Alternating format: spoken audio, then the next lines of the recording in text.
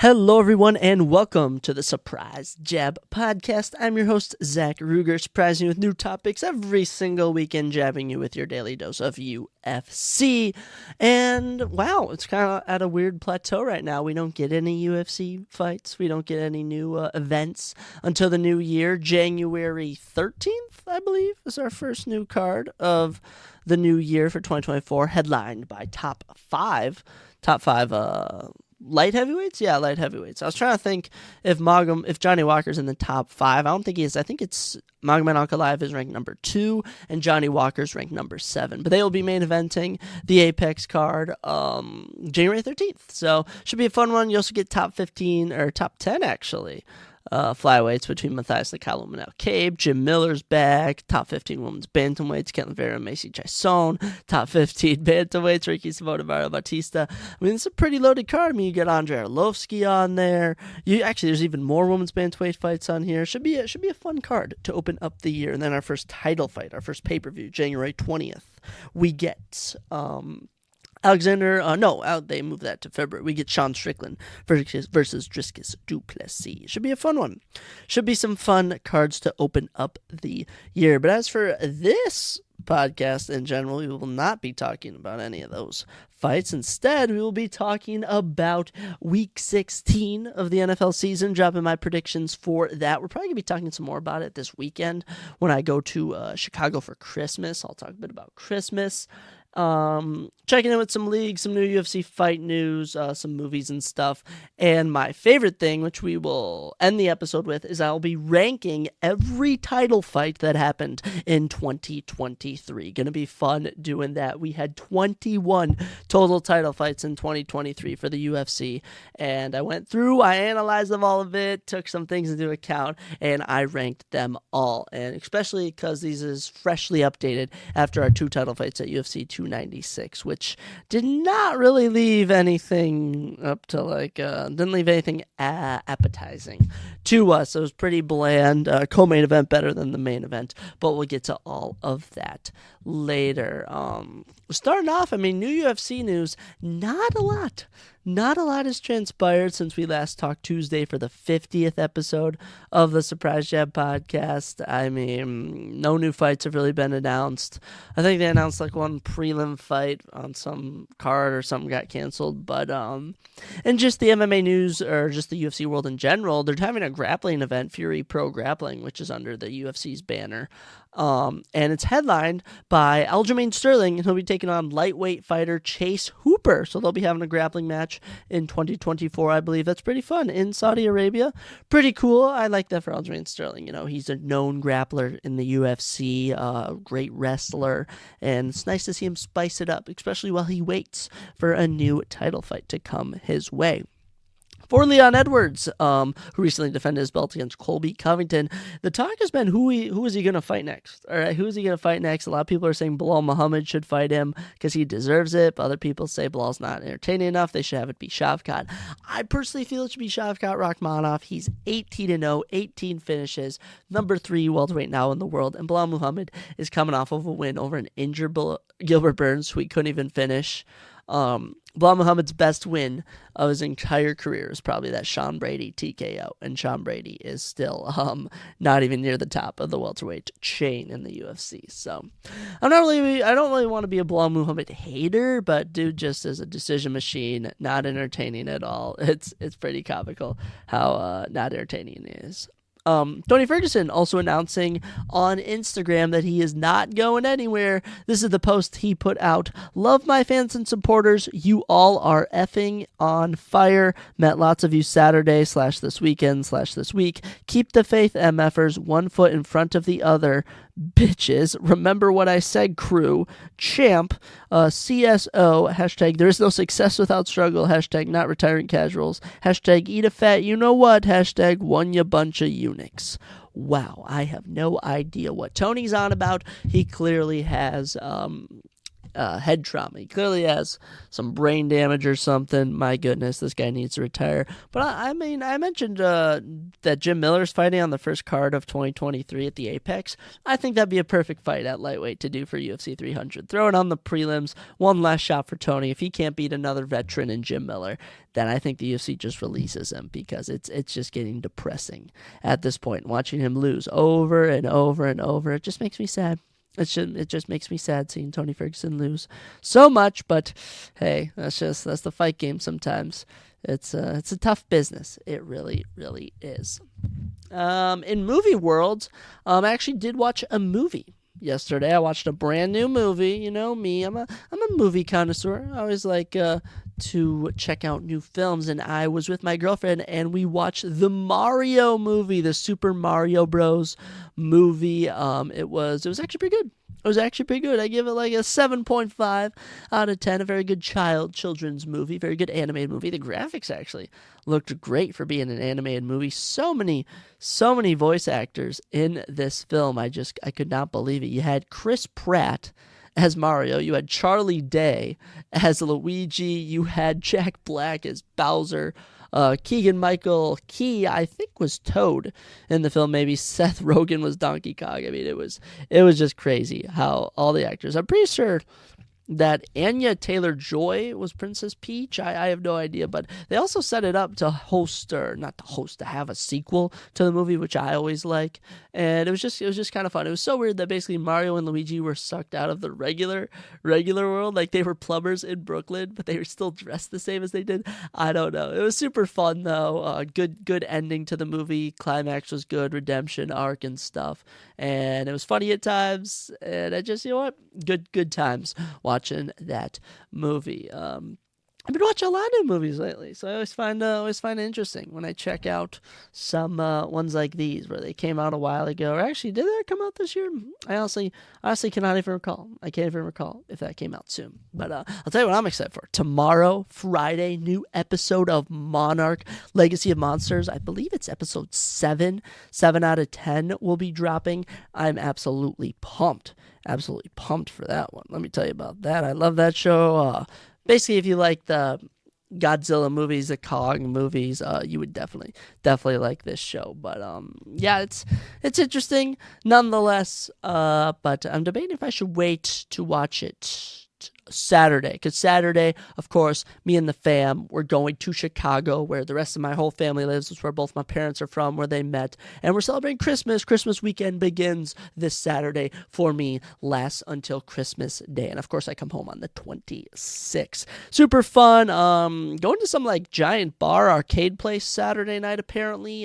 Football, NFL will be on Saturday, Sunday, Monday. Excited to talk about all those games later on the pod. But yeah, after that I get to see my cousins.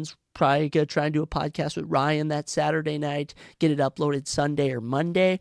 And Sunday I go and see my dad's parents, go to them. Always nice to see them. Then we go to like his cousin's house with all of them. I have mixed opinions on that, but it's always fun seeing all of them. And then Christmas Day, I'm with my mom's 2 sisters and her dad, and it's just so fun seeing my cousins, doing all sorts of fun activities, having drinks, having food. It's a blast on Christmas weekend. And what sucks is that I've been waiting for this. Like, the week has just been taking forever. I mean, honestly, it hasn't been too bad, because when I go to the gym just sucks like an hour and a half to 2 hours out of my day. And like, when I'm at the gym, like, I'm there because I want to be, and because I'm bettering myself, so like the time just goes by quick. But just everything else, I mean, just I feel like sleeping, I just feel like going out running chores, that the day's just been dragging because I'm so excited about Christmas weekend, and I just know it's gonna fly by like that, and then we'll be driving back home and I'll be like, dang, it's like we never even went.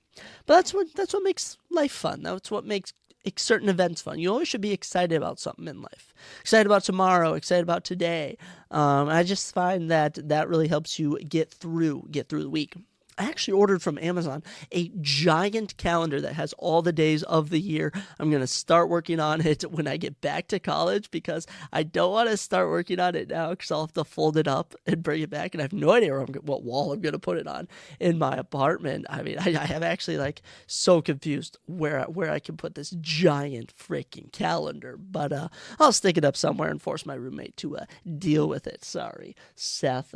Also sorry for him to be a Steelers fan. Steelers have just been taking the hits. I know that I overheard a conversation he was having at the gym with two of my other buddies, and they're talking about trading Najee Harris or something. I have no idea what's going on with all that, but we're not talking about the NFL just yet. We have to do our league check-in. I know we just checked in with the NBA and NHL on, what was it, Tuesday, but nonetheless, let's check it in with our NBA teams. Of course, every single episode, we always check in and see how the league is going for all of the teams, for the NHL and NBA.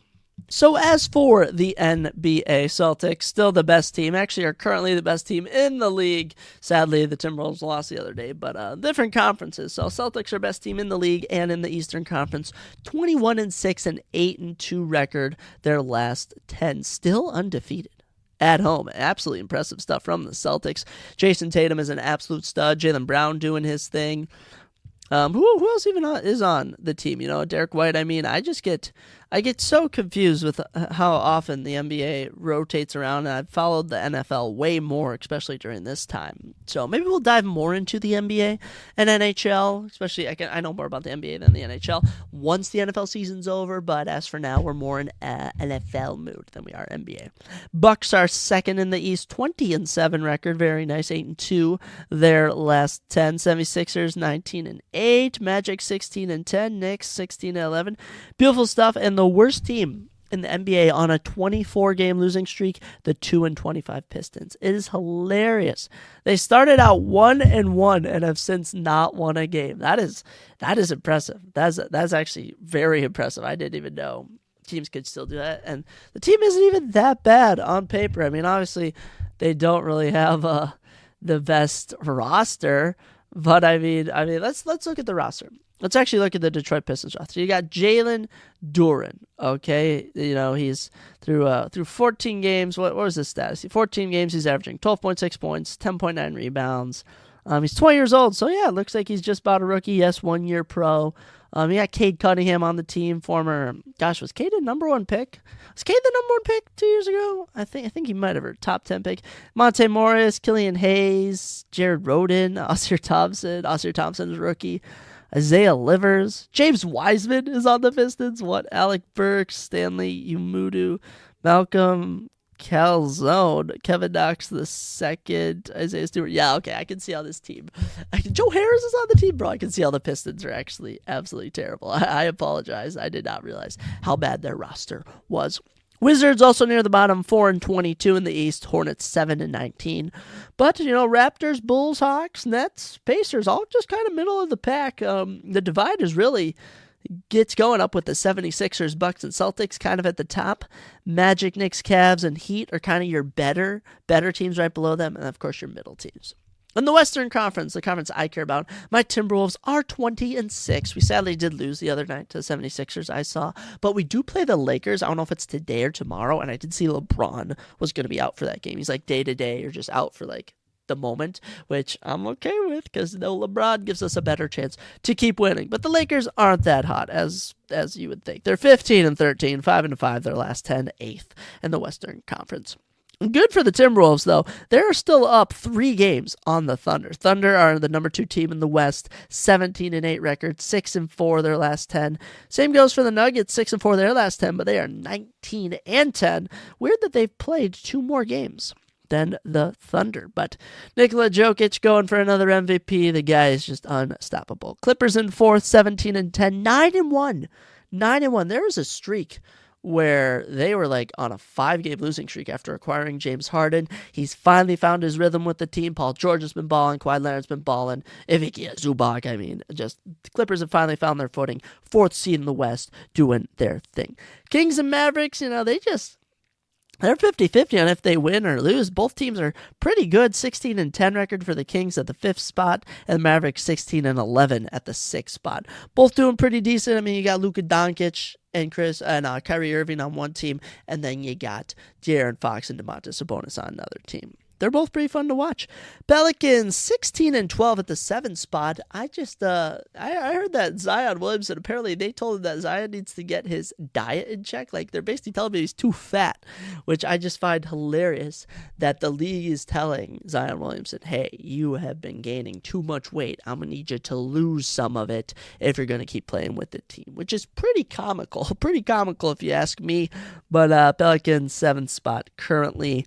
Towards the bottom of the pack, Spurs are 4-22, 1-9 their last 10. It's been rough with Victor Wembanyama, and I don't know how much longer Greg Popovich is going to be coaching. Trailblazers 7-19 are at the 14th spot, and the Grizzlies up to 13 now, 7-19 as well. But Ja Morant came back, dropped a 30 bomb, back from his suspension. You love to see it. No more flashing guns, Ja. No more going to the strip club either. Okay, you behave and ball out for the Grizzlies. Try and rebound this team. That'd be quite the story. Actually, I saw that the Rockets, who are currently the 9th seed, 13-12 record. Dylan Brooks was actually kicked out of the game or something for, I don't know if he was hurting people or cursing or something, but that guy is so chaotic. I cannot with Dylan Brooks. I can't believe he also made a lot of money. He signed like a $40 million or like $50, $60, $70 million deal in the offseason, which is just absolutely ridiculous. I find that pretty comical. But yeah, NBA season continues to roll along. We'll check in with it throughout the rest of the year. Let's take a look at those NHL standings though. Checking in with our hockey friends. I mean, all of my buddies at college are big hockey guys. They play hockey at home. They play on the club team there. They know all about the NHL. That's for me. I just check in with hockey on my on this podcast. I also auto-drafted, my girlfriend auto-drafted me a hockey team in fantasy football, or not fantasy football, on the ESPN fantasy app. So I have a fantasy hockey team, which I never freaking check. I have no idea how any of it works, but checking in on our divisions, Bruins appear to be the best, second best team actually, in the Eastern Conference, top of the Atlantic Division. They have a 19-5-6 record and have 44 points. Very impressive stuff for them. They are on a 2-game losing streak though, so sucks to be them. Rangers, top of the Metropolitan Division, 22-7-1 record, best record in the Eastern Conference. They have 45 points, best team. They're on a 3-game win streak. Good for them. 101 goals for, 82 goals against. Nice. Flyers 18-10-3 record at 39 points. They're in a little 3-game win streak. I mean, just looking all throughout here, I mean, everyone's pretty similar. In the Atlantic Division, the Red Wings 15-13-4 on a 4-game losing streak, and the Senators 11-16 only have 22 points, are on a 5-game losing streak. But they aren't the worst team in the league. That honor almost goes to the Wild. Actually, the Wild are up to 30 points now. How about that? I didn't even realize that. How about that? But that goes to the Blackhawks and the Sharks, who keep flip-flopping between the worst team in the league. Currently, it's the Sharks with a 9-20-3 record on a 3-game losing streak. Blackhawks 10-20-1. They also have 21 points, but did get a win the other night. Coyotes in the Central Division have a 16-13-2 record. They're on a 3-game win streak. And checking in lastly with the Pacific Division, the Oilers are on a 3-game losing streak, standing at 13-15-1 on the season. I check in with the NHL, but I just don't know enough about it.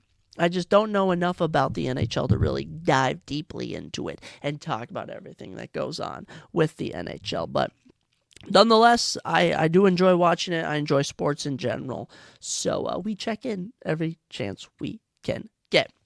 Keeping us moving along, something that I might be bringing into the podcast next week for an episode is I've been reading this book before bed, which has been a very odd thing that I'm doing before bed. But it's basically How to Catch a Killer. It's been how I have no idea, 30 serial killers were caught or something. There's so many chapters, and it's so interesting. I almost want to read one of the chapters here on the podcast. We've done that before with past books I've read, but it is just so dark that the things that these human beings do, I just cannot. There was this ABC killer in South Africa, and he murdered and raped 30 women or 20 women or something, and he did it all.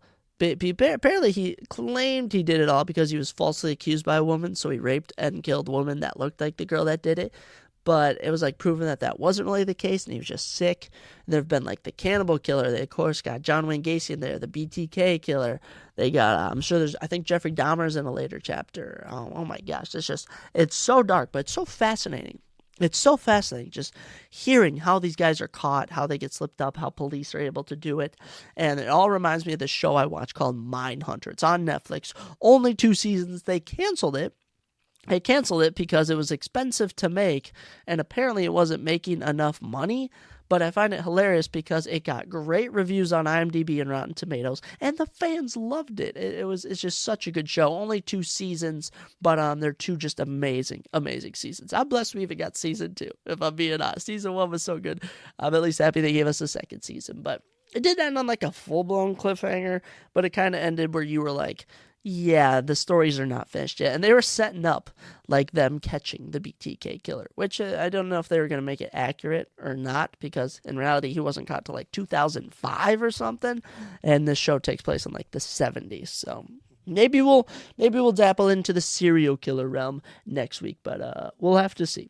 We'll have to see. I've also been thinking of some ideas that we can talk about with future guests. I DM'd this one podcast I saw about how they're able to use multiple mics, because of course for me, I only use one mic. I don't really know how to do everything, and they say they only use a USB port to their laptop, but I've tried to do that, and it never freaking works. So I have no idea how these guys do it. I really need to study more, and I've done some research, and I just cannot figure it out, but we'll work that all out. This podcast is not about me being like, oh, I can't do this, I can't do that. It's about surprising topics and about sports, about UFC, about anything that I want it to be about.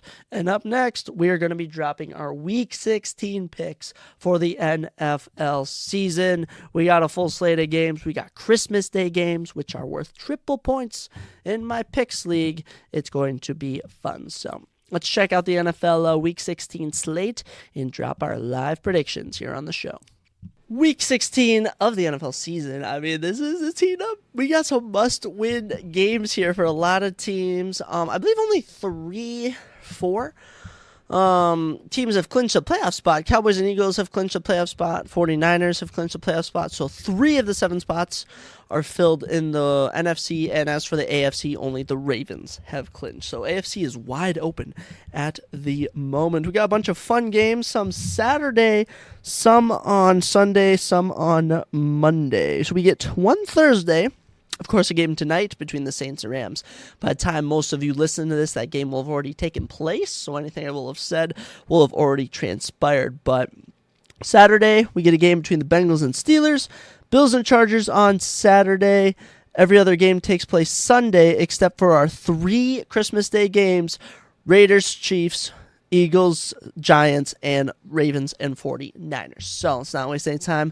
Let's get into it and see what's up. Kicking us off, of course, Saints and Rams. This is honestly a tricky one. Guys. Rams 7-7. They are coming off a big win. Last weekend. I mean, they did. They kind of were blowing out the Commanders for a while, and then the Commanders just scored a bunch of points to end out the game. But nonetheless, this Rams offense has been balling. I mean, Kyren Williams, a stud. I mean, an absolute stud. Cooper Kupp finally getting into a groove of things. They got Puka Nacua. I mean, you even got Demarcus Robinson, Tutu Atwell out on the wide receiver positions. Tight ends are good. This is a pretty good team. I will say the defense could be the downfall of them. I mean, this offense has put up 327 points. Defense has given up 310 points. The plus 17-point differential is nice, but that's just how it goes. As for the Saints, by the way, Kyren Williams, I do have you in fantasy, but I'm not going to talk about my 2 fantasy leagues. I'm not in the running anymore. I'll obviously mention how I finish in my 6-man All-Star League and in my Cato Boys League, but as for my 10-man $20 buy-in league, I'll mention any players I have playing, and as for the, what is the other one? My random league, where I'm the number 1 seed, my team is not looking too hot, so I'll mention that, but anyways, that was a side note. Saints also 7-7, vying for a playoff spot, and not only a playoff spot with the Rams, but they're also looking to win the NFC South. Rams cannot win the NFC West. 49ers have already clinched it, but the Saints, same record as the Bucks, 4-3 at home, 3-4 away. It doesn't really matter where they play. They're kind of average, but the good thing for them is they're on a 2-game win streak. Saints are on a 2-game win streak. Big win over the Panthers in week 14. And as for week 15, I mean, the Saints managed to hang on against the Giants, showed some strength or whatever you want to call it. Derek Carr doing his part, Alvin Kamara doing his part, the defense doing their part. This will be an interesting matchup. Saints, Rams have not been dominant at home or on the road. It's just been pretty mediocre. But just judging off of the games I've watched of them playing, just judging off of how I've seen them play so far this season, I'm going to pick the Rams to win tonight's game. They're at home. I do not see the Saints defensive backs really shutting down Cooper Kupp and Puka Nacua, and Kyren Williams is just a tank. He'll just run through the Saints line. And even though I've been hearing that, you need to start your Rashid Shaheed, your Chris Olaves, your Juwan Johnson, you need to start these Saints wide receivers, the Saints are just so hit or miss. The Saints could win tonight, the Saints could lose tonight. But if we're going off of how home teams have been performing on Thursday Night Football, I mean, last weekend, Raiders were at home and won. Week 2, the Steelers were at home and lost. But that's the Steelers. Week 13, Cowboys were at home and won. Week 12, Lions were at home and lost. Week 11. Okay, so wait, have we gone Week 13, Cowboys at home. Week 14, lost. Week 15, Raiders. I may have discovered a pattern here, boys. I may have discovered, and girls listen to this too, hopefully. I may have discovered a pattern. Now, Week 10 and 11, home teams won. Week 9, a home team won. Week 8, the home team lost. Okay, there's been a pattern since week, what has it been, 11? Since week 11, home teams have flip-flopped between winning and losing. So week 11 was Ravens won at home. Then, yes, Lions lost. Cowboys won. Steelers lost. Raiders won. So, that's an interesting fact. That's actually an interesting fact. Then I don't know. Do I want to switch my pick? What happened, guys? This is why I'm a little hesitant to switch my pick. Because last weekend I was picking the Raiders, and I switched last second to the Chargers for no particular reason at all, and it ended up not paying off. So, kind of debating what to do here. You know what? I was gonna pick the Rams originally. It's usually when I switch my picks. I'm either gonna be mad I didn't follow this pattern, or I'm gonna be mad I didn't trust my intuition. So it's a lose-lose. So we'll just stick with the Rams for this game. And if it all falls through, Buccaneers could win this week. They could win the NFC South, and the Rams still in the wild card hunt. I mean, there are 1, 2, 3, 4, 5. There's 5, 7, and 7 teams. 5, 7, and 7 teams. Now, of those, Buccaneers and Saints, one of those teams is going to win the NFC South, which we'll figure out in the coming days, but kind of leaves the Vikings, Rams, and Seahawks all battling for those wild card spots. So we'll see what happens, but yeah, we'll be riding with the Rams. I don't think I'm playing any Saints players or Rams players. I think I should be good in my 2 leagues. By the way, in my 120-man league, I have a 76-point lead since it's a 2-week thing. Oh, I'm playing Puka Nacua. Okay, so we do not want Puka Nacua to do well tonight. And the Rams defense I am playing against. Wow, I really feel like I should pick the Saints now. Oh man, just the outside factors. I find this fascinating is that I make my predictions live on air, so you actually hear my internal thoughts just being vocalized about what choices I'm going to make. So I mean, now I found a pattern. I'm playing against the Rams defense and against Puka Nacua. Gosh, I don't know, boys. I don't know. I might actually go with the Saints. You know what? I'm going to visit an outside source, and I'll be right back. All right, after visiting an outside source and just thinking over, I'm going to keep the Rams pick. I can't believe I'm thinking this much about a Thursday Night Football game, and it's probably not even going to be correct. But the Saints head coach is actually 2-7 on short notice games. Now, those short notice games could either be, so they're probably all Thursday Night Football if I'm thinking about it, unless you played on like a awkward Monday night game and then played Saturday, I don't know, or Sunday. I don't know if that's how you want to view it, but also, Derek Carr is 35 and 57, 35 wins, 57 losses in his career when he's playing defenses that allow less than 21 points per game, and the Rams do. So we're going to keep the Rams pick, and I looked way too much into it. Kicking off our Saturday slate, we have the Bengals visiting the Steelers. A crucial one in the AFC North. Bengals are 8-6, 3-game win streak. Jake Browning has been an absolute stud. I've been absolutely loving everything he's been producing, except when it's against the Vikings. I can't even hate the guy, though. We drafted him. We drafted him, we dropped him. You can blame Mike Zimmer for that. And as for the Steelers, the exact opposite. 3-game losing streak. The season has basically been lost. This team has completely fallen apart. But the thing is, they're not out of the playoff race. They're not out of the playoff race, but the playoff race in the AFC is heating up quite a bit. Oddly enough, Dolphins need to win this weekend to clinch a playoff spot. As they actually have not clinched a playoff spot even. The Bills still on their tail. You got the Broncos with a 7-7 record. You also have the Colts, Texans, and Jaguars all 8-6. Only one of them can win the AFC South. So Steelers need a lot of scenarios to get stuff done. I actually dropped George Pickens in one of my leagues. The league that I'm not in the playoffs or anymore in, or that got eliminated in, but it's just been a rough going for the Steelers. I'm actually best friends with Steelers fans, so sorry to him. Their defense, giving up 280 points, not too bad. Offense only put up 223, though, which gives us a minus 57-point differential, which is not going to cut it. Bengals still have a minus 4-point differential, but they've been in a lot of close games. I'm going to be needing some big things, some absolutely big things from, let me see, where is it? I was trying to determine who it was. I think it's Joe Mixon. I'm starting. Yes, Joe Mixon. I have in on Saturday. He's the only player I have in on Saturday. Wow. Am I playing any players on Saturday? I don't think so. Actually, that's pretty interesting. I'm pretty sure I'm facing I play Pat Freiermuth. Okay, so that gives me another reason why I'm going to be predicting that the Bengals win this game. Now, I have been seeing that the Steelers have good cornerbacks, but I just think the Steelers offense is so bad, and plus they have Mason Rudolph starting, so it's like, okay, you got bad white boy Kenny Pickett, even worse white boy Mitchell Trubisky, and now you're all the way at the bottom with Mason frickin' Rudolph, whose brains have still been scrambled since Myles Garrett tried to kill him. But Steelers have just been atrocious. I mean, at home, you're supposed to be better at home. Steelers are 4-4. They've split the whole year. They've also split away, so there's been no pattern really. But these teams did play. Didn't they play? They did play earlier. They played in week number, what was it? This is week 16, 15, 14, 13, 12. They played in week 12, and the Steelers actually won. That game, so this is actually pretty interesting stats here.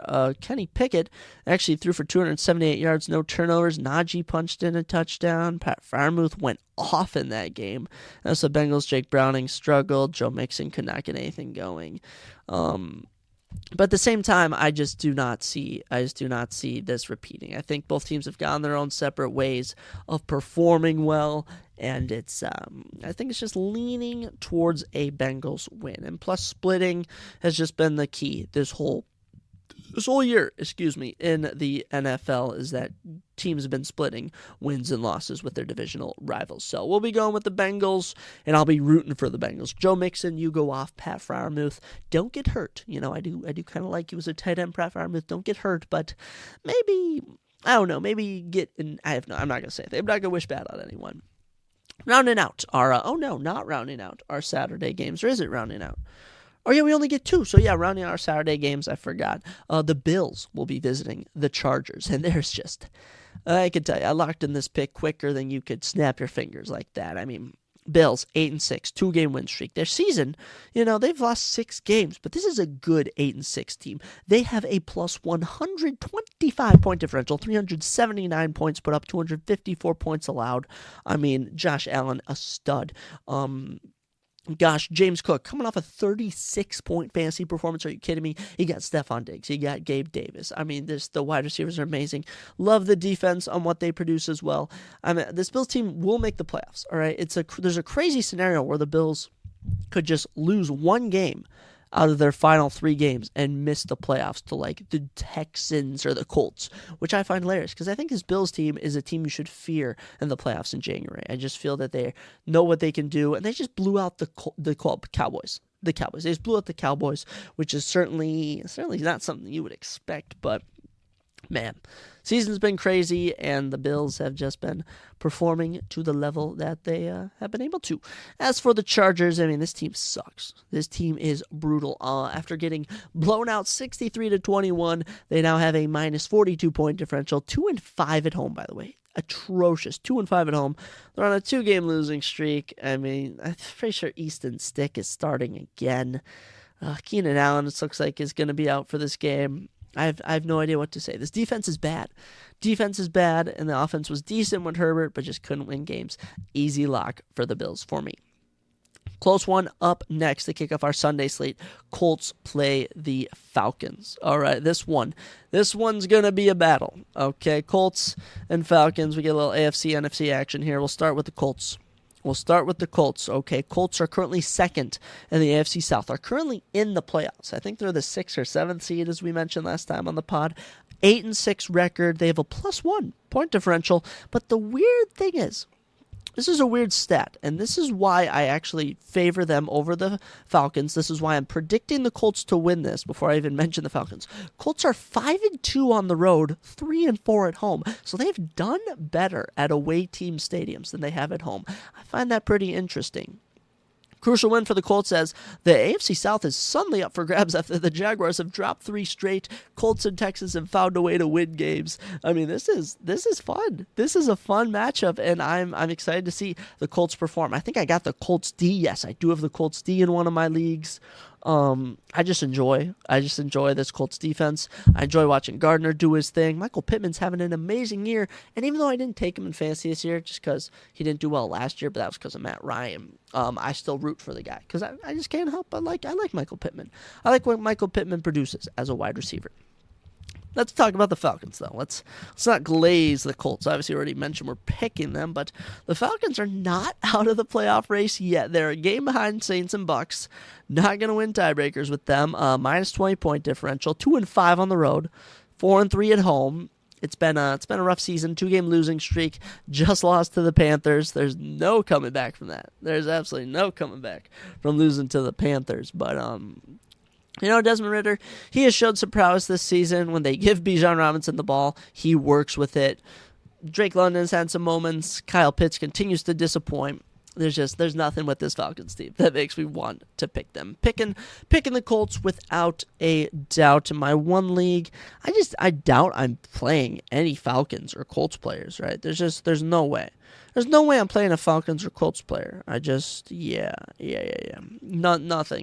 of that regard. Moving along, we have the Browns facing the Texans, visiting the Texans, I should say. This one's making me think, okay, guys? This is making me think, because the Browns and Texans have just been in some close games, and as we'll see from their matchup, I assume this could be a defensive battle. Without a doubt, this will be a defensive battle. Browns, currently the best wildcard team, I'm pretty sure, in the AFC, debatably in the league, with the Cowboys or Eagles, whoever wins that division. But Browns are 9-5, 7-1 at home, 2-4 on the away though. So that I do find that fascinating. Winning on the road, winning at home. Browns are away, could be interesting. But the 9-5 record on a little 2-game win streak, that Bears win. Joe Flacco has just lit a fire under this team, and they were down by 10 with just like 7.5 minutes left. They're able to rally, win the game. Defense came up big, but I will say on that Hail Mary attempt, Darnell Mooney dropped that pass, and basically it popped up off his chest, so you can't really claim that as good defense, especially on a Hail Mary, but you know what, Browns, plus 20-point differential, yet to give up 300 points, and a 7-1 home record is outstanding, but they're on the road. I do find that fascinating. The Texans, 8-6. Now, they are third in the AFC South, but the AFC South is all 8-6. It's up for grabs. Plus 11-point differential, 5-2 at home. They've been good at home, coming off a big win over the Titans, a battle against the Titans. It was a grit and grind to win that game, but the Texans defense came up big. Case Keenum looks like he's starting again, so I do find that as a fascinating statistic.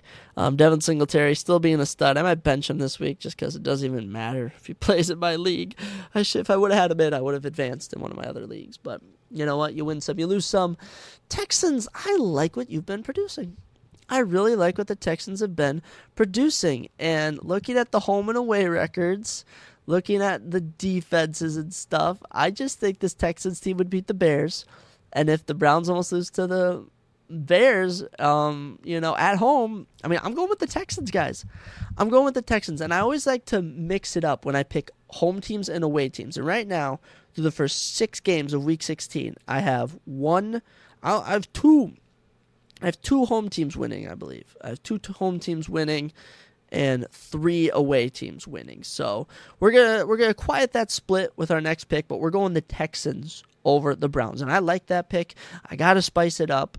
And I feel like I'd be more happy watching the Texans beat the Browns than watching the Browns beat the Texans. Next one up. Okay, this is where we get emotional. This is where the bit of the fire comes out of us. But by the way, crucial game in that Texans-Browns for playoff position and just for making the playoffs. So that'll be a fun one to watch. But as we head to the NFC North, my favorite division, of course, loyal Minnesota Vikings fan. Vikings 7-7. We do have a plus 21-point differential. We've been better on the road than at home, so that kind of sucks. We're coming off of just a tough loss to the Bengals. I mean, we played so good in that game just to fall apart late. We'll be playing the 10-4 Lions. 10-4 Lions plus 51-point differential. Perfect 5-2 at home and on the road. Coming off of a big win. Big win for the Lions last weekend. I mean, they were on a little win-loss, and Lions now bringing some momentum into this matchup. They blew out the Broncos. Broncos had nothing to offer them. And, as for the Vikings, we'll be riding with Nick Mullins again. But here's the thing that I'm just going to tell you, is that the NFC North has been splitting games. This whole year. What am I trying to say? The Lions split with the Packers. Didn't they split with the Packers? Yeah, they split with the Packers, and they split with the Bears. Okay, and the Vikings, we split with the Bears. Maybe we'll split with the Packers, but we're yet to play the Lions. This is one of the latest times we've played the Lions in a season.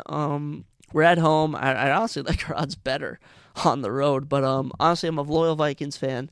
I'm picking the Vikings. I'm rooting for Justin Jefferson. I'm rooting for Jordan Addison. I don't know what more to say, guys. I don't know what more to say. Obviously, it's going to be a battle.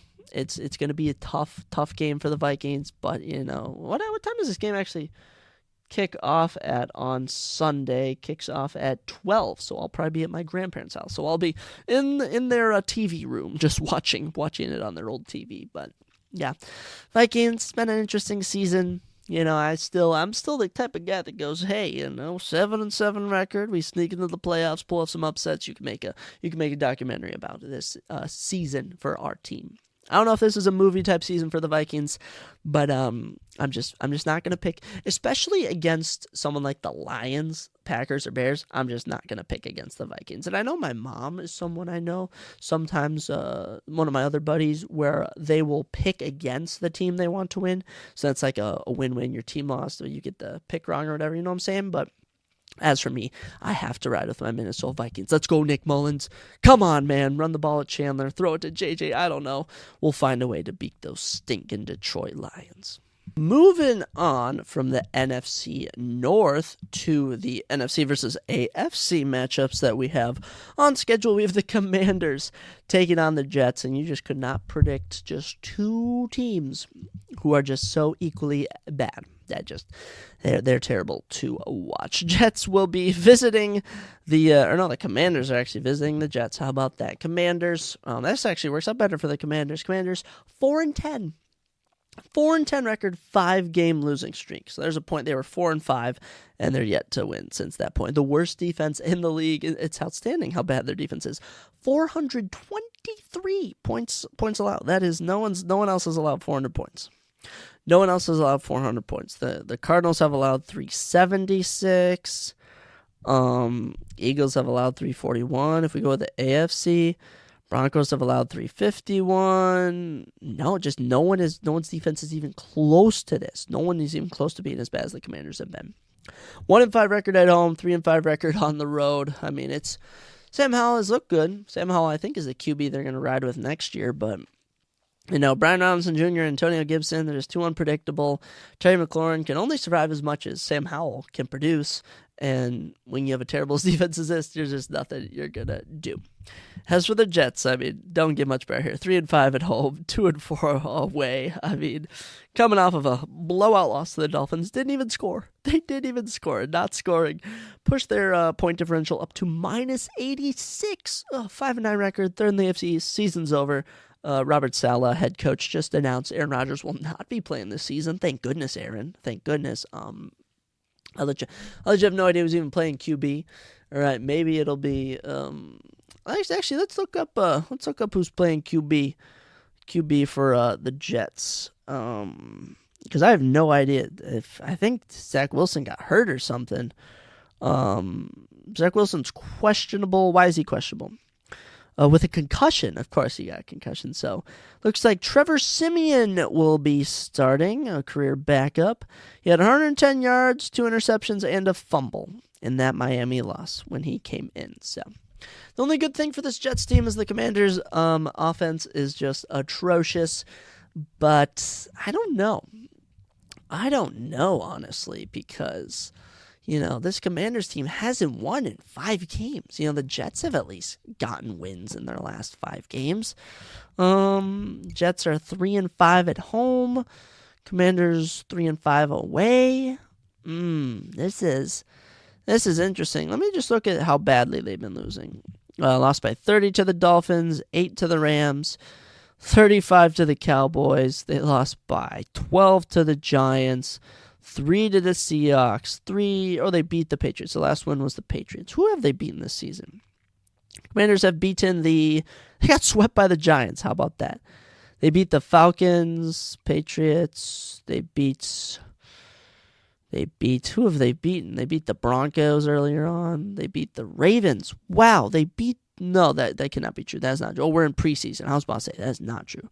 That's absolutely not true. Yeah, I'm gonna pick the Jets. I cannot pick this Commanders team, even if they pull off an upset. I just cannot do it. I can't do it. They're just so bad. They're so bad. They have the same record for home and away, so we'll pick the Jets for that game.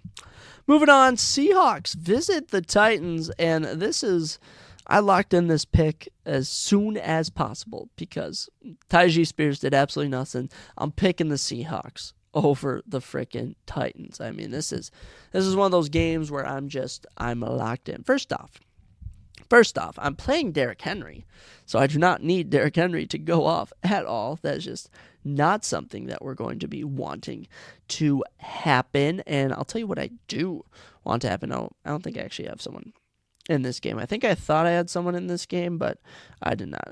I actually play the Commanders defense, so another reason to pick the Jets. How about that? And I play Nick Folk, right? Tennessee kicker. But Titans coming off a tough loss to the Texans, and I mean it was very, very tough for the Titans. But good for them. They're 4-3 at home. Terrible on the road. I don't think I'll pick them for a road game, but they have given up 301 points. Only scored 257. Bottom of the pack team, 5-9 record. Gonna be getting a top 10 pick most likely. So there you go. Maybe even top 5 at the rate they're going at. But yeah, Titans. If you're barely losing to the Texans, I mean, they've just lost some heartbreakers. And Will Levis might be out, which doesn't help their case because Ryan Tannehill I do not ride with. And I plus think the Seahawks defensive line can hold the Derrick Henrys, the Tyjae Spears in check. But as for the Seahawks, snapped a 3 or 4 game losing streak. Seahawks are now 7-7, third in the NFC West, coming off of a huge upset of this Eagles, I mean, I have no idea how they won that game. Minus 35-point differential for them. They are 5-2 at home, but 2-5 on the road. So I don't really like that road record, but I just cannot pick this Titans team anymore. Rest of the year, not picking the Titans. And I play Titans players. So we'll be riding with the Seahawks for this game. Packers play the Panthers, and this one's tricky. This one is tricky to me, guys, because I have said multiple times on the podcast that I will never pick the Packers. I've said that many times. I don't like picking the Packers. They're my rival. How can I pick a rival? But this Panthers team is just so bad. Now I will say they're at home. I will say it does help them. They're at home. Packers are 2-5 on the road. They are on a little 2-game skid, losing their playoff hopes day by day by day. They need so many scenarios to make the playoffs with this 6-8 record.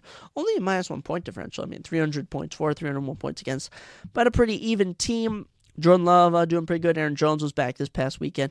And the wide receiver crew, I mean, Wicks, Reed, Watson, pretty good. Luke Musgrave been looking good. Packers team is not too shabby. As for the Panthers, 2-12 record, worst team in the NFL. They have a -142-point differential, 0-8 on the road, 2-4 though at home. It's promising. Chuba Hubbard will probably have a good game, but there's just, I don't know. There's just no way I can pick the Panthers, is there? There's just no way. No one saw them beating the Falcons, and I just, I hate to pick the Packers. I really do, but how have the Packers done? They've lost to the Giants, lost to the Bucks. They beat the Chiefs at home. They've won on the road. They've lost on the road. They've just had an average year. That's all they've had. Not much more to say. I don't think I have no idea. I think I have Chuba Hubbard starting in that league, or maybe I played Chuba Hubbard actually. I just gotta pick the Packers. You know what? We're just gonna get over it. I cannot pick the Panthers. The Panthers team is terrible. Season's over. They fired their head coach in his first year after 10 games. We'll pick the Packers. Not even gonna touch on it. Moving on, as is, Jaguars will be visiting the Buccaneers. This one is Battle of Florida. Interesting one. Jacksonville versus Tampa Bay. I have no idea how this one's gonna go. Buccaneers. Actually, we'll start with the Jaguars. I'm in the AFC. Jaguars, 8-6 record, have lost 3 straight games. Absolutely crazy for the Jaguars. Still have a +6 point differential. I mean, Trevor Lawrence has been dealing with some injuries. Travis Etienne has not been performing the same as he did early in the season. But, Calvin Ridley, Evan Ingram, Christian Kirk, they got the tools. They got the tools on this team. And I just think they just need to use them. I really just think they need to use them. Now, I will say, the Jaguars being on the road and having a 5-1 road record for the year, that is very appetizing if you're me looking to decide on who to pick. And as for the Buccaneers, this would be a prime spot where you would pick the Buccaneers to win. Buccaneers on a 3-game win streak, 7-7 atop the NFC South. But they have been 3-3 at home, 4-4 on the road. They've just been in middle of the pack team, plus a 6-point differential. And it's weird to think that the Buccaneers or Saints are going to make the playoffs. That's just a weird thought. Even the Falcons can make it. One of those 3 teams is going to make the playoffs. And honestly, when I look at it, it kind of makes sense. Cowboys, Eagles, 49ers, Lions, those are 4 teams that deserve to make the playoffs. Other teams, it's tough to say if they deserve it. But nonetheless, it's not about deserving. It's about who's going to earn it. And I think that this Buccaneers team will offer some challenges. Baker Mayfield has been performing amazing. Mike Evans, Godwin, Rashad White. They've just been even Otto, the freaking tight end. They've all been performing well. But you know what? I've ridden with this Jaguars team. What have I ridden with them with? Did I pick them last week? No, I did not pick them last weekend. But in week 14, I think I picked them. In week 14. Who did they play? In week 14, the Jaguars played the Browns, and I picked the Jaguars. You know what? I'm riding with the Jaguars in this one.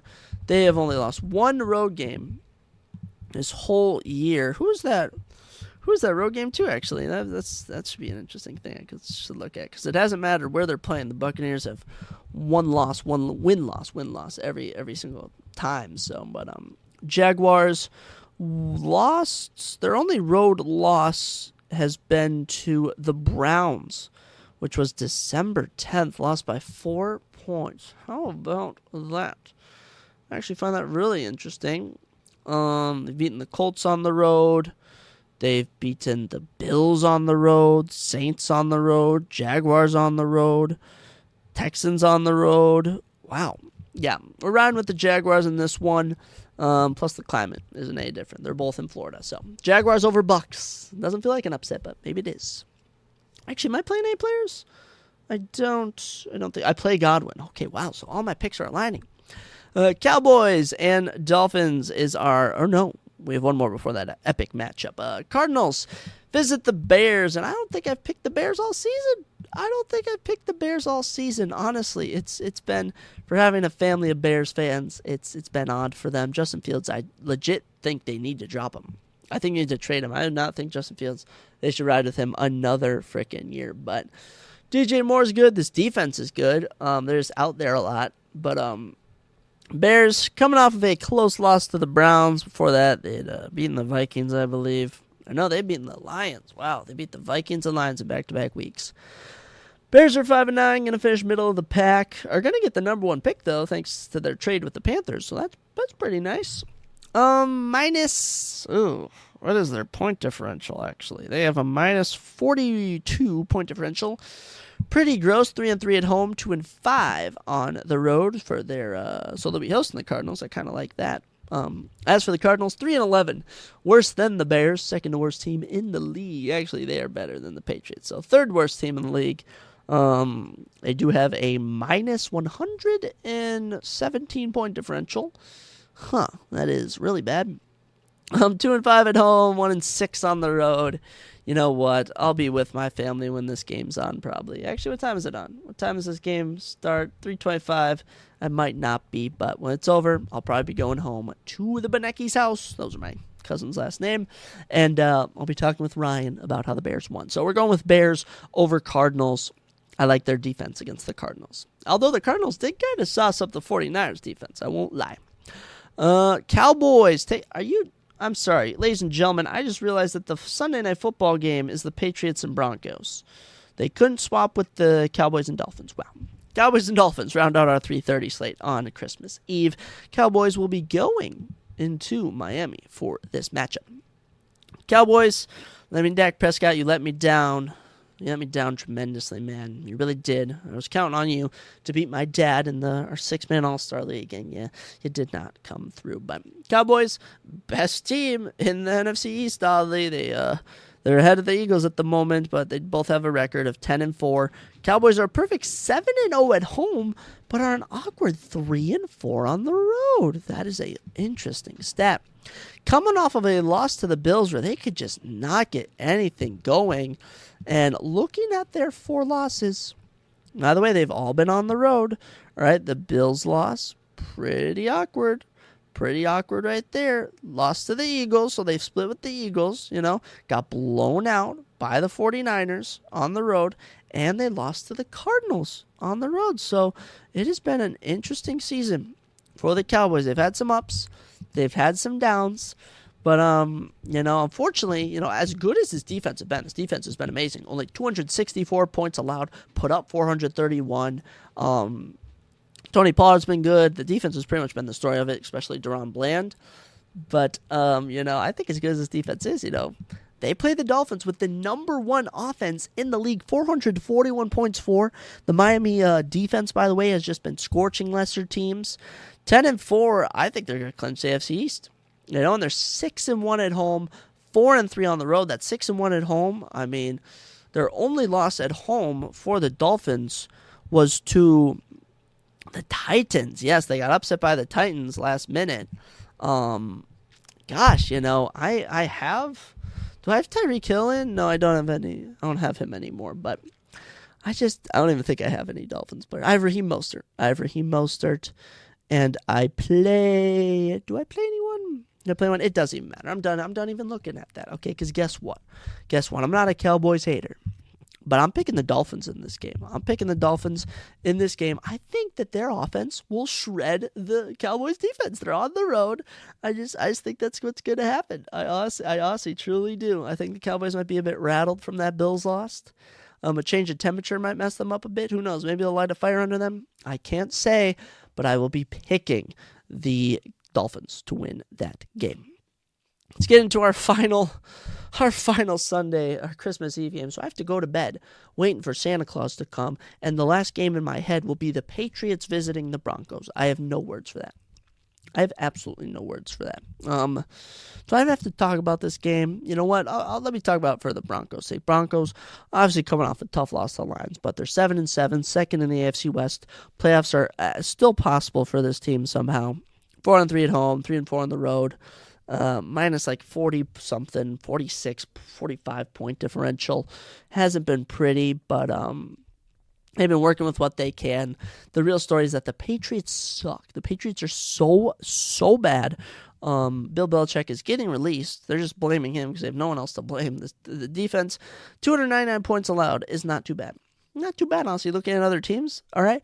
But 186 points put up? Are you kidding me? That will not cut it in the Professional Football League. This is the worst offense in the league this season. They've been absolutely terrible. Mac Jones, Bailey Zappi cannot do anything. The running back game, just nothing can be accomplished. Patriots suck. 1-7 at home. That is incredible. That's incredible. Imagine if you're a season ticket holder, all right? With the minus 113 point differential, there's just no shot. I'm picking the Broncos with this one. I'm pretty sure I had that penciled in a week before I even made my predictions. It is just ridiculous. Let's talk about our Christmas Day games, all right, to round us out. A little cheerful Christmas Day games, all right? I actually already have two of the picks ready. First game of the day going down at 12 o'clock. We have the Raiders visiting the Chiefs, and this is a rematch, of course. Of course, if no one knows, earlier on in the season, Chiefs beat the Raiders 31-17 at home. That was a close matchup, though. Raiders did not go down as easy, but the Chiefs did pick up a big win over the Patriots this past week. They are 4-3 at home, 5-2 on the road. They do boast a very nice 74-point differential. Travis Kelce is nice. I'm sure Taylor Swift might even make a little appearance. Rashee Rice has become the absolute stud of this team. Jerick McKinnon, Clyde Edwards-Helaire, and Isaiah Pacheco is actually a pretty solid running back room. I pretty much like a majority of this team. Kadarius Toney needs to be cut. I will say that Kadarius Toney does need to be cut. But Patrick Mahomes is still a dog. This Raiders team, I know they just put up 63 points. I know their defense has been doing good, but it doesn't help the fact they still have a minus 115. Minus 100, minus 15-point differential. Thanks to their 63-point win, it boosted them up. Their offense had previously only been at 200, so this offense hadn't been producing that much. They're 1-5 on the road. The only thing the Raiders could potentially have going for them is that it's a divisional game, and divisional games usually split. But this should be an easy Chiefs pick for me. We'll see what happens.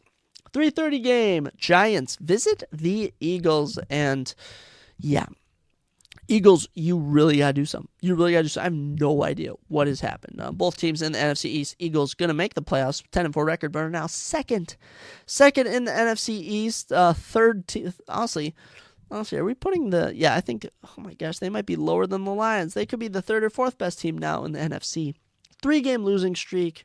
Now, I won't lie, the Seahawks loss was pretty awkward, but hey, that happens sometimes. The defense has just given up too many points. This is not a good Eagles defense, not like last year. 341 points allowed. They have put up 359, though, for the plus 18 point differential. They got all the tools, I'll be rooting for Devontae Smith and Jalen Hurts. Just don't pass to A.J. Brown. I do play A.J. Brown, so don't pass to him. And as for the Giants, 5-9, they're kind of like the Bears, but honestly, their offense is worse. One of the worst offenses in the league, only 189 points put up, 338 points given up. 2-6 on the road, coming off a loss. This is an Eagles pick for me. And with that Eagles win, hopefully Jalen Hurts balling out, not passing to A.J. Brown. We'll round out all of our games with, just such a beauty. To end Christmas night, to end my time in Chicago, I will watch the Baltimore Ravens visit the San Francisco 49ers, the two best teams in the league, the best team from the NFC versus the best team in the AFC. You just can't make this stuff up. It's absolutely incredible. I will need big things from Christian McCaffrey. I will not need big things from Lamar Jackson. I will not need big things from George Kittle. I will need big things from Isaiah Likely. This matchup's just beautiful. 49ers, 11-3, best team in the NFC, 425 points put up, 234 allowed. They have a plus 191 point differential. If they win by plus 9, it'll be up to plus 200. Now, 49ers, 5-1 at home. All right, that's a very good record, especially when you're hosting this Ravens team. They're on a 6-game win streak. Absolutely incredible. Brock Purdy has done very stellar, above stellar. He's been doing excellent. This is just a 49ers team that knows what it wants and has just found its groove, and they have just been unstoppable. As for the Ravens, best team in the AFC, all right, 11-3 record, 384 points put up, only 225 points allowed, the best defense in the league. They are 6-1 on the road, 4-game heater, plus 160 or plus 159 point differential. Gosh, this is such a close matchup. And it's tough to choose. It's really tough to choose. I don't know who I want to root for. You know, Ravens have excellent line. You know, freaking defensive line of the 49ers is good too. I don't know. This game is probably what's come down to a lot of it. Is what's going to come down for a lot of people in their leagues. But let me look at my home and away picks. All right, so far. And this will also be me recapping all my picks. Rams over Saints, we got a home team. Bengals over Steelers, away team. Bills over Chargers, away team. Colts over Falcons, away team. Texans over Browns, home team. Vikings over Lions, home team. Jets over Commanders, home team. Seahawks over Titans, away. Packers over Panthers, away. Jaguars away, we're now up to 6 away picks. Bears home makes 5. The Dolphins over Cowboys, that makes it 6-6 now. Broncos at home win, 7-6. Chiefs over Raiders, 8-6. Eagles over Giants, okay. I don't know if we're going to end perfectly. All right, right now, looking at my picks, I have 9-6. All right, so I have to say we make this 9-7. All right, I love this 49ers team. But, oh gosh, I don't know, actually. I was going to pick the Ravens to try and be different, but you have to think. You have to think about this 49ers team is that they have dismantled some of the better teams. They truly, truly have. They've blown out the Eagles. They've blown out the Cowboys. Manhandled the Cardinals. Beat the Seahawks. I mean, those losses to the Bengals, Vikings, and Browns were all just kind of awkward. Blew out the Jaguars. Gosh, I do not know what to do with this team. I don't know who to pick. I really don't. And even fantasy-wise, like the implications are all, it's all up in the air. I do play Lamar Jackson. The 49ers are at home. You know what? It's Christmas Day. I need Christian McCaffrey to ball out.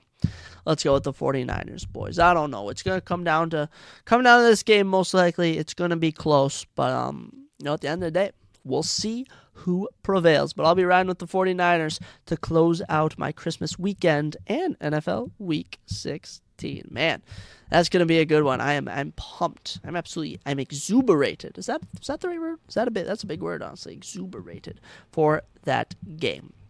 And with that wraps up our NFL Week 16 predictions. As always, taking up a lot of the time, almost as much as when we review the week. So we only have a couple more weeks of this. The playoff ones will be not as long, but it's been fun. It's been a fun season. We got one more segment, all right, on our quest to rank as much stuff of the UFC as we can about 2023. We're also doing an end-of-the-year award show for the UFC. I don't know when I'll be dropping it. I'll be dropping it at some point. I mean, once I determine what episode is best to do it on, we're going to have 10 categories, including Fight of the Year, Fighter of the Year, Comeback of the Year, like in a fight, Event of the Year, Comeback Fighter of the Year, so who had the best, bad 2022, best good 2023, Woman's Fighter of the Year, the Shock of the Year, Shocking Moment of the Year, Submission of the Year, KO of the Year, Debut Fighter of the Year, and who was the Champion of the Year. Actually, could be a new champion. I won't reveal anything. And we're also going to do a segment on one of the future episodes about every champion's chance of becoming double champion. Ooh, that's going to be fun stuff. But as for this episode, we'll be ranking all 21 title fights that took place in 2023. We had a lot of fun ones. We had a lot of dull ones. Let's get into it. Just as riveting as number 1 is what number 21 is on our list of our title fights. Because, of course, everyone's wondering what was the worst title fight of 2021. And that's going to be our number 21, which kicks off our list, is the Women's Bantamweight Championship bout between Amanda Nunes and Irene Aldana at UFC 289, which was the main event. We'll rank all of the pay-per-views on a later episode, and let's just say this whole event was a mess, especially this main event where basically, let me give it to you, Amanda Nunes just dominated Irene Aldana for 5 straight rounds. Totals from the fight: significant strikes 142-41, total strikes 196-57, takedown 6 of 13 from Amanda Nunes for 7 minutes of control time. I mean, outstruck her in round 1.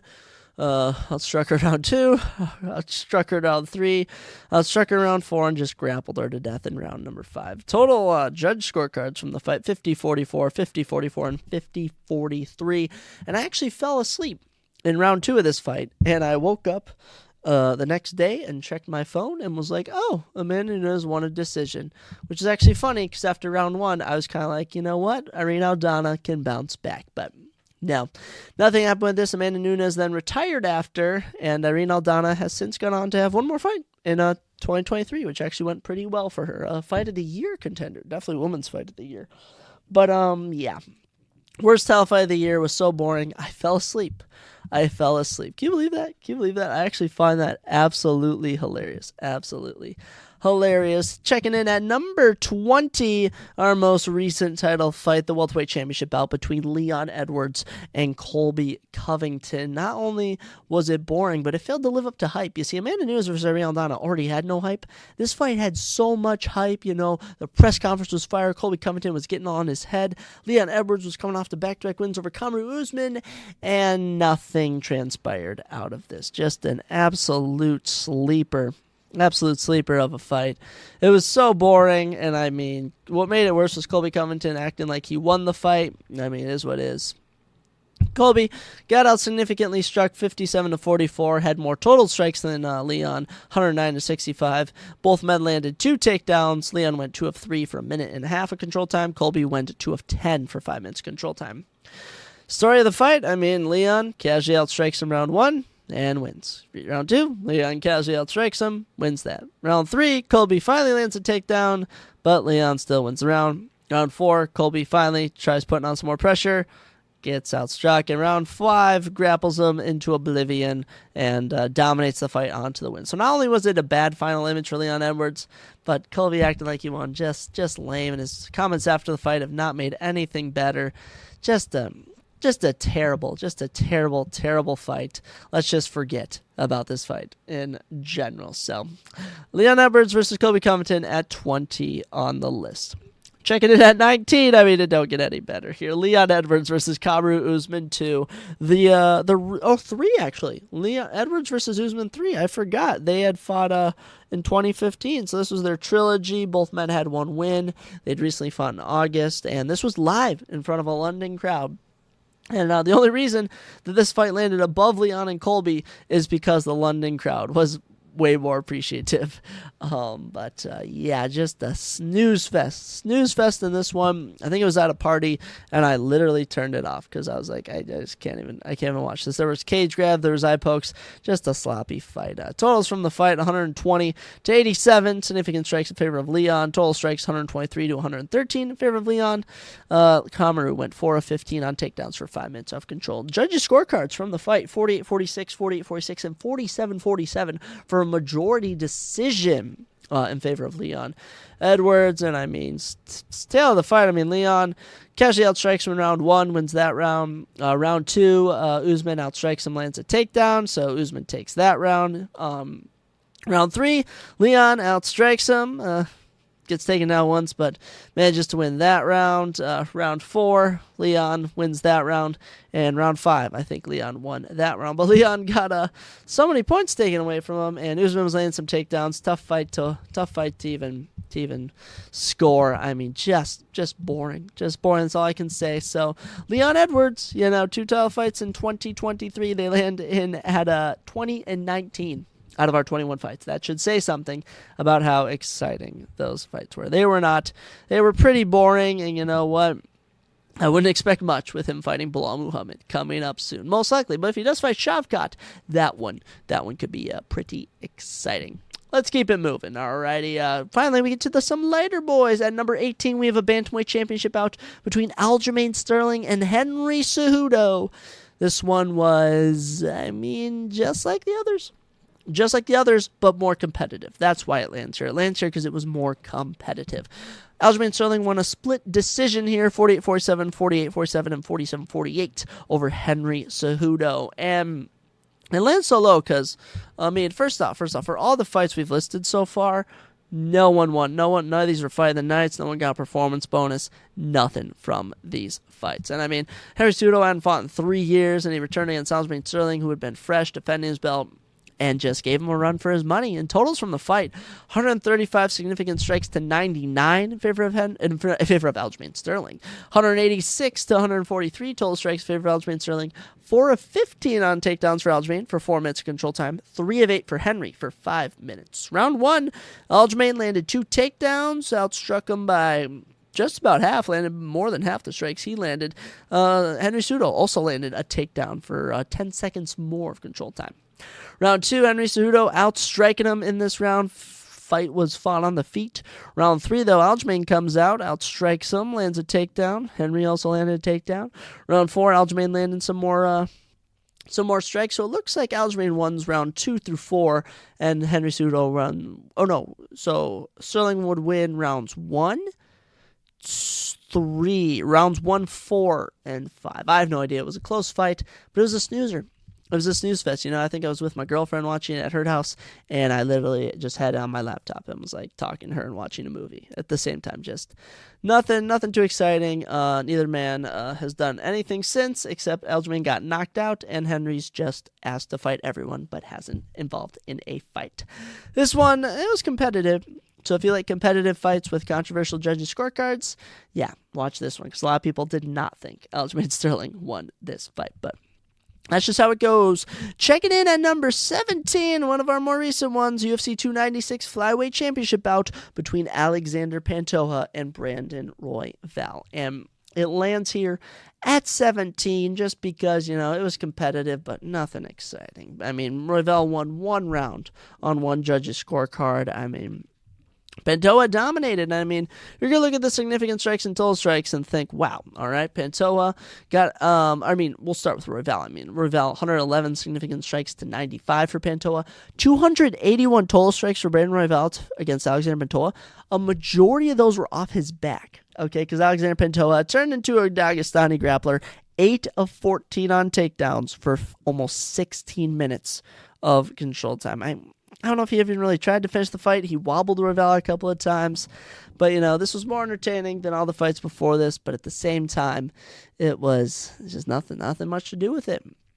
Pantoja grappled in round 1, grappled in round 2, grappled in round 3, grappled in round 4, and grappled in round 5. A good defense for Alexander Pantoja, but not giving us much fans anything to cheer about, and that just annoys me. That just annoys me because I want exciting, just banger fights, and this one just did not deliver. Checking in at number 16, we do have an interim. I did rank the interim title fights because they are registered as title fights, even if we don't really agree.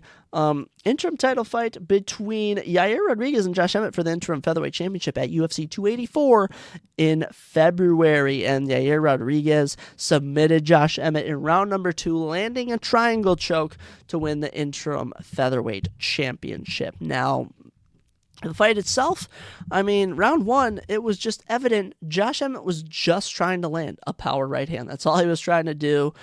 He gassed himself out after round 1. Round 2, Yair found it to the ground, managed to get himself on top of Josh Emmett. Actually, no, it was when Josh Emmett landed a takedown, I think it was. He threw up, Yair threw up a triangle choke and just submitted Josh Emmett from bottom guard. Nothing much. Yair, impressive in this, but the reason it lands at 16 is because what would he do with his interim title shot? He would get obliterated by Volkanovski, so he didn't really do anything with this interim title shot, and it felt so unnecessary. There's just no need for this to be an interim championship bout. Josh Emmett got destroyed. He did end his year well, but as for Yair, didn't do much after this, but good job getting the triangle choke.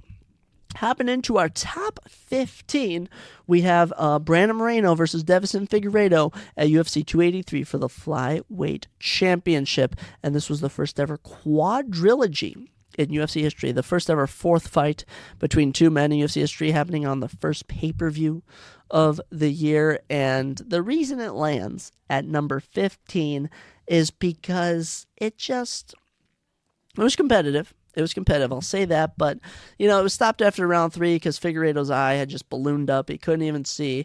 And up to that point, Moreno had dominated. Moreno had won all 3 rounds. Round 1 outstruck him significantly, 17-5, landed 2 takedowns. Round 2, 17-10. Each man landed a takedown, but Moreno had 2 minutes of control time to Figueiredo's 35 seconds. Round 3, Moreno, 14 significant strikes to 4, 48 total strikes to 5, 3.5 minutes of control time. Moreno was just dominating. Eye injury stopped the fight. Kind of ruined this quadrilogy. And you know what? I'm not going to say the fights de-progressed because the first and third fights of this were just so amazing. But you know what? It kind of ended on a bummer. And honestly, these two could meet again. But it lands at number 15 on our list. Coming in at number 14, we have what could be biggest shock of the year, biggest upset of the year. It might as well be, and it could feature your fighter of the year on our list, that is, as it was the middleweight championship bout at UFC 293 between Israel Adesanya and Sean Strickland. And the reason it goes to 14 and not lower is because of the shock of Sean Strickland in this fight, just winning every single round, or every round but one against Israel Adesanya. The only round Israel Adesanya won, I believe, was round number 2 or 3. I can't even recall, but round 1, they're going back and forth. Sean Strickland landed a bit more before Sean catches him with a straight, drops him, starts wailing into him. Everyone thought Adesanya was about to get knocked out in round number 1. He manages to survive, but you know what? After that, it was a typical Sean Strickland fight. Just casually outboxed someone for 5 straight freaking rounds. And you know what? The final few seconds were entertaining as Sean Strickland realized he was going to win, but this was just dominating from Sean Strickland. First ever time Israel Adesanya has been knocked down in the UFC in this fight. 137 significant strikes to 94 in favor of Sean Strickland. Same for total strikes. Neither man attempted a takedown. So pretty boring fight, but the upset of itself, just the shock of Sean Strickland winning, lands it at number 14. Getting us in to our next one, I should say, number 13. We have the only, I should say, women's strawweight championship bout of the year between Amanda Lemos and Zhang Weili in the co-main event at UFC 292, where Zhang Weili won a absolutely dominating unanimous decision. Judges' scorecards from this fight: 49-45, 50-44, and 50-43, as she won a performance bonus for this as well. And honestly, comparing this to all the other decisions on here, it was just entertaining watching Zhang Weili just destroy Amanda Lemos. Totals from the fight: a knockdown for Zhang Weili, almost dropped her a number of times, but significant strikes, 163-24. Totals at a 75% land rate, might I add you. 296 total strikes to 29. 6 of 7 on takedowns for 16 minutes of control time. This was Zhang Weili at her finest. Round one stats, just as crazy as round 5. Round 1, 44 significant strikes to 1, 74 total strikes to 2. 1 of 1 on takedowns for 4.5 minutes. Zhang Weili dominated. Round 2, it just gets even more dominating. 16 significant strikes to 4, total strikes 49-5. Okay, same for round 2, same for round 3. Round 5, Zhang Weili goes out, drops her 114 total strikes to 1. Okay, I have no idea how Zhang Weili did not finish this fight.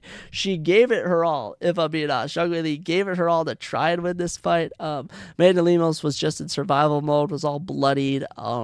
Kudos to Zhang Weili, but decent for 13. Out of all the decision fights I watched this year, this one was one of the better ones, just watching her absolutely obliterate her opponent. Excited to see what Zhang Weili brings us in the new year, and I believe Amanda Lemos has a fight coming up with Tatiana Suarez. I have no idea.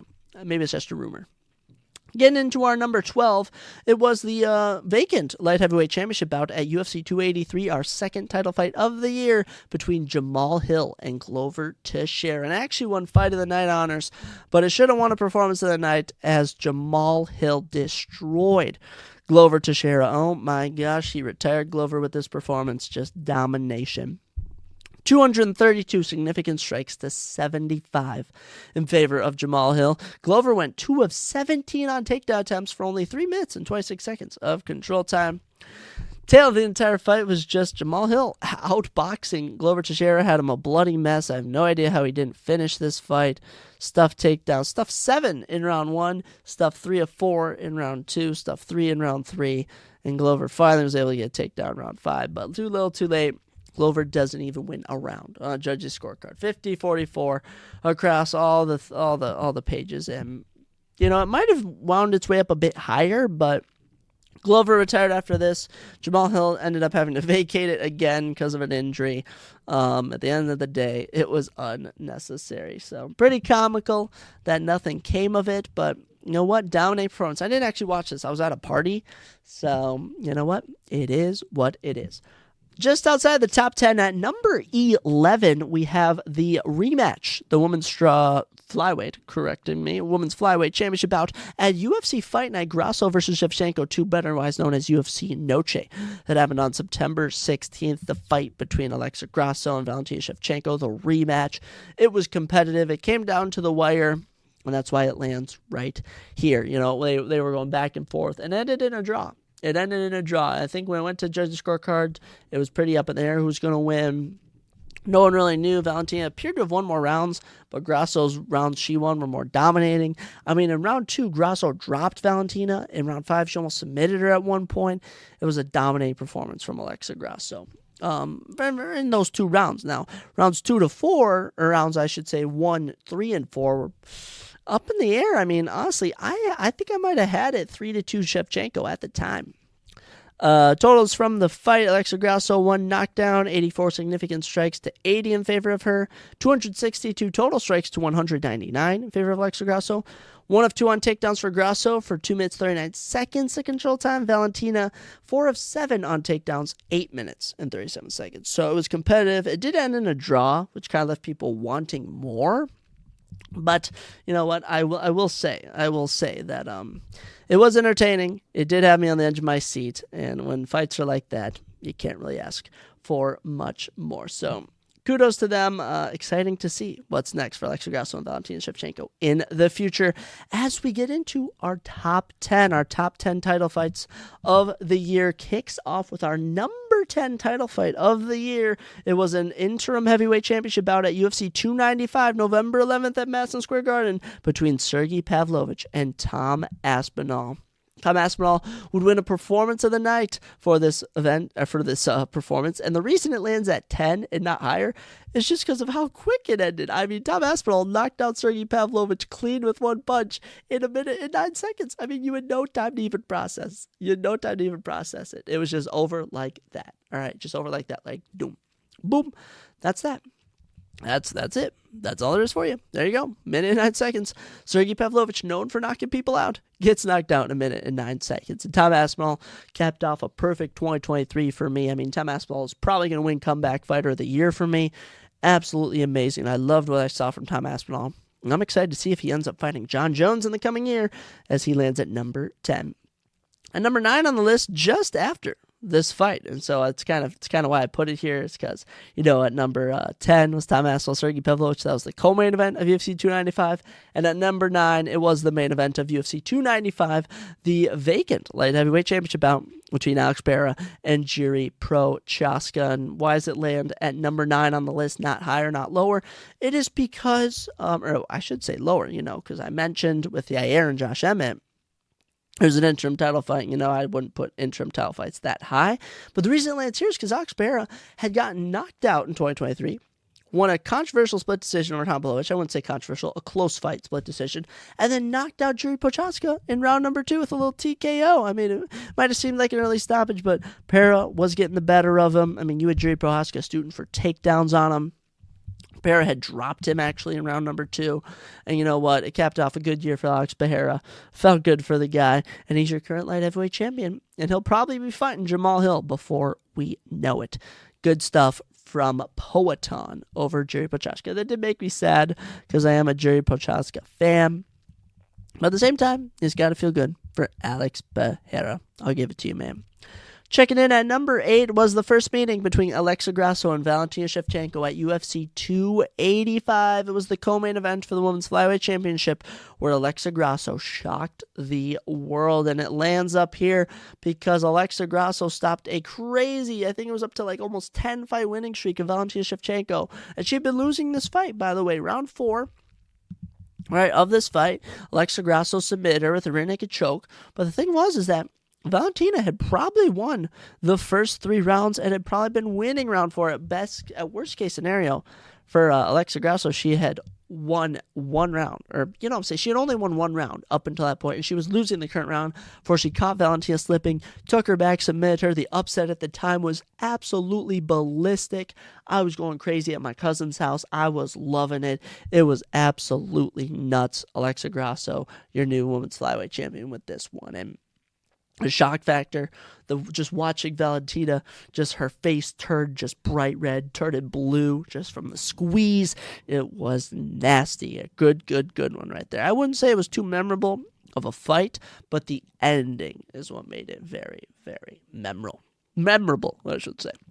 Coming in at lucky number 7 was the fight that took place right after this one. I didn't even try to play that theme. That's funny how it actually turned out.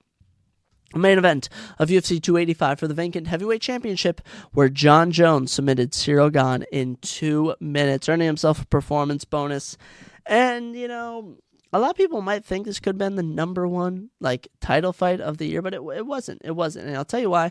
It's because of just how quick it was over. And obviously Cyril Gane redeemed himself after this, but John Jones really just marched across the cage, took him down, got up a bit, slapped on a guillotine choke, and submitted him. And that was that. I mean, we barely had any time to register. I mean, I'd compare it to the Tom Aspinall-Sergey Pavlovich fight, where it was over so quick, you just didn't have any time to process it. You're like, that's that?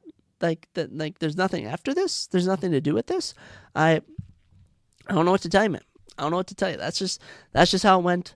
That's just how it ended up happening.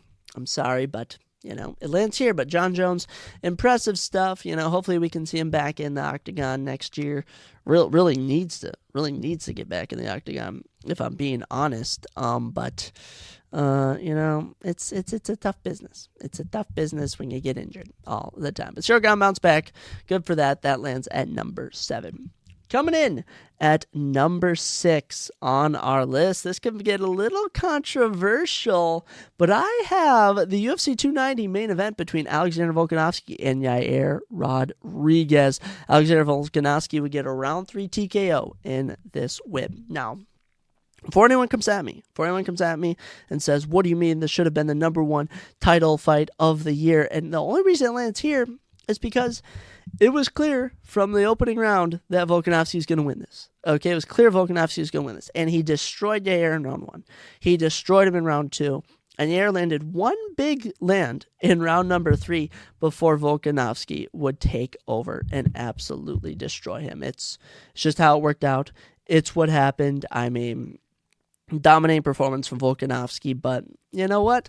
I'm sorry, Yair, you know, you won the interim belt, you came in, and this would land a bit higher if it had been more competitive, but it was just so one-sided. It landed here for me. It landed here for me on my list, but it's not taking any credit away from this guys. And number 6 at 21, that's pretty freaking good. That's pretty freaking good, if you ask me. And you know what? Volk might have not ended the year too hot, but he certainly was on fire in this one. So with that leads us into our top 5, and it's kind of fitting that everything just kind of feeds onto each other.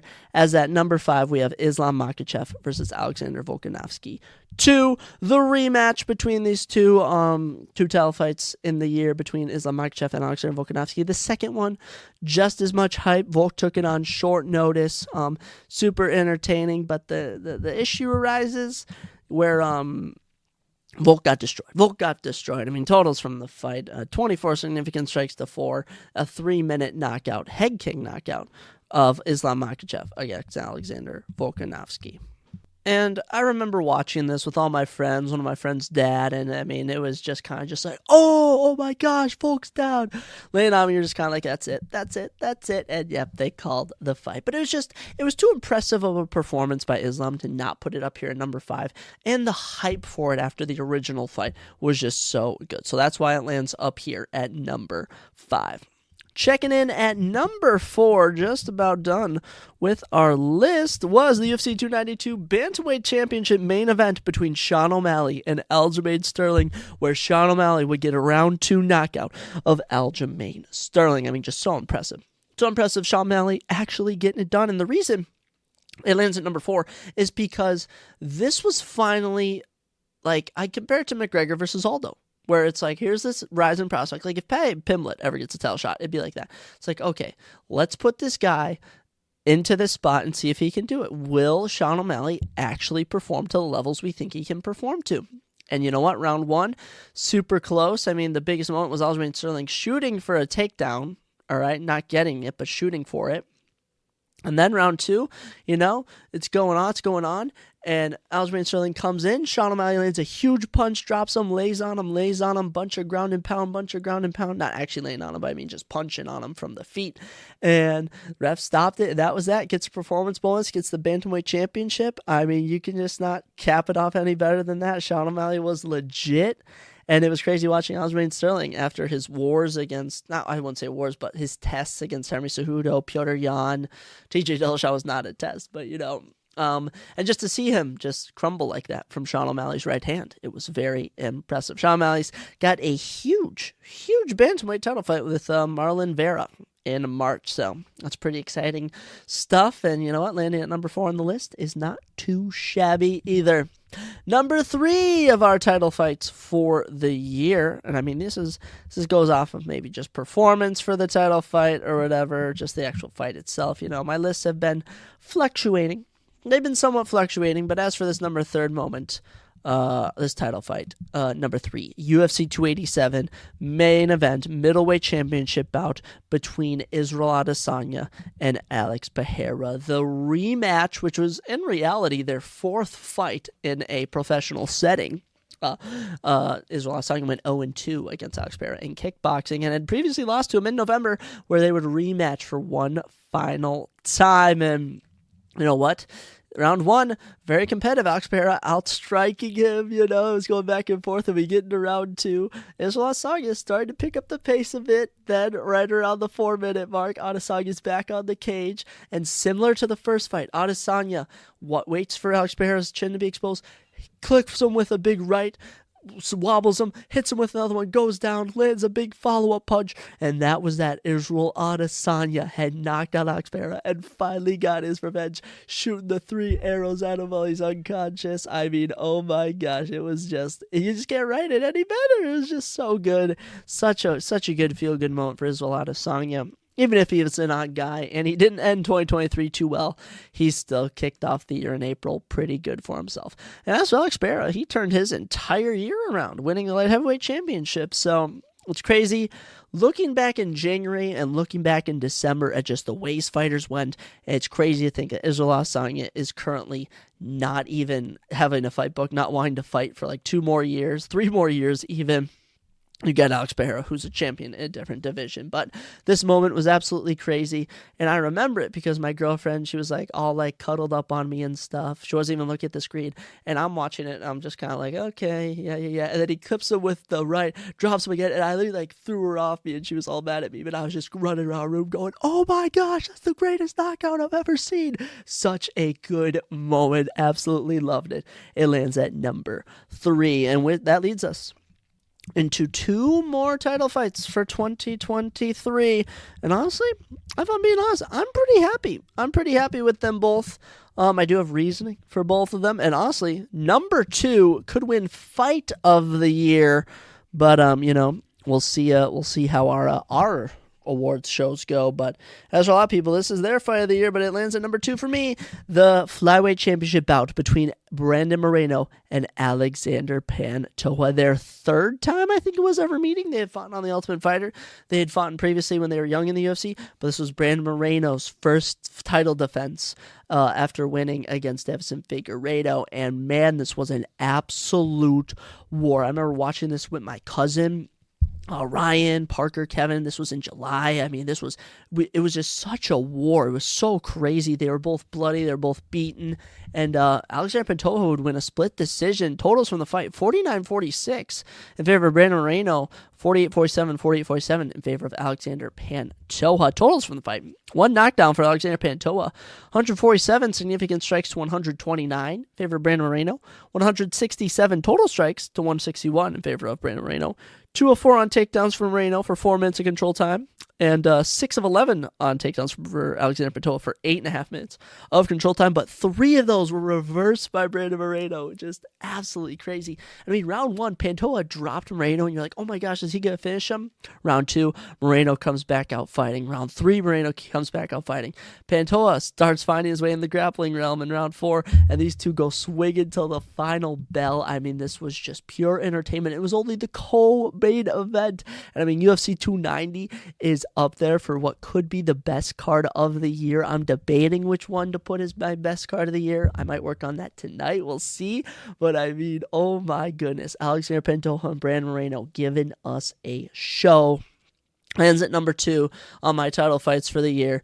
And it's potentially, if Brandon Moreno beats Amir Albazi, he could get another title shot. It's crazy how these guys can work their way back to getting title shots. It's honestly impressive. It's honestly impressive how they are able to do it. Man, shout out to these boys. Good frickin' stuff. And that leads us to my number 1 title fight of 2023. Alrighty, and I'm just doing this from when I watched it, the shock value of it, the actual fight itself, how competitive it was, and it was Islam Makhachev versus Alexander Volsky 1, the main event of UFC 284 for the UFC Lightweight Championship, and oh man, this was as competitive as it gets. I mean, this was just, out of all the fights of the year, this was the most competitive in my opinion, okay? Let's talk about it. Makhachev obviously wins a unanimous decision, 49-46, 48-47, 48-47. Totals from the fight, I mean, Volkanovski landed a knockdown in the final round, 70 significant strikes to 57 in favor of Volk. Total strikes, 164-95 in favor of Volk. Volk goes 0 for 4 on takedowns, but gets almost 3 minutes of control time. Makhachev goes 4 of 9 on takedowns for 7.5 minutes of control time. In round 1, I mean, Makhachev landing a takedown, winning round 1, but then round 2, he landed a takedown, but Volkanovski was winning on the feet. Round 3, Makhachev, same kind of scenario, lands a takedown, but Volk's able to kind of get back up, fending him off, striking him up, piecing him up very well.